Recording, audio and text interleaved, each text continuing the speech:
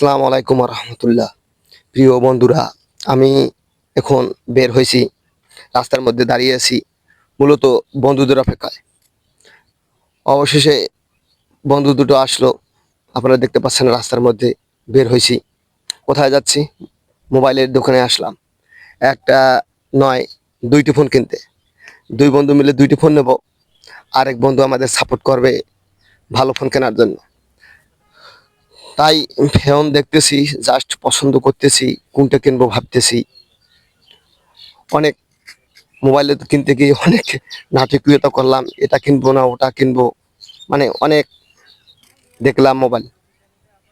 দেখাশোনা করার পর পরিশেষে একটি ফোন পছন্দ হলো, একটি রেডমি এবং একটি রিয়েলমি C7 1। পরিশেষে আমরা দুজন বন্ধু মিলে দুইটি মোবাইল, মানে একই মোবাইল কিনলাম, রিয়েলমি C7 1। অবশেষে দুইটি মোবাইল কিনা হলো। আমার হাতে মূলত টাকা দেখতে পাচ্ছেন, আমি টাকা চেক করে নিচ্ছি। চেক করে নিয়ে দোকানদারওয়ালা ভাইকে দেবো। অবশেষে আমরা তো দুইটি মোবাইল কিনে নিয়ে এসি। অবশেষে দেখতে পাচ্ছেন আমি টাকা অলরেডি দোকানদারওয়ালা ভাইকে দিলাম গুনতে। আবার আরেকটি মোবাইলের জন্য টাকা গুনতেছি, দেখতে পাচ্ছেন আমার সম্পূর্ণ ভিডিওটির মধ্যে।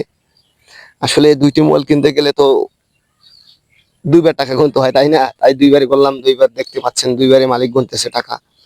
অবশেষে আমরা দুইটি ফোন কিনে নিলাম দুই বন্ধু মিলে।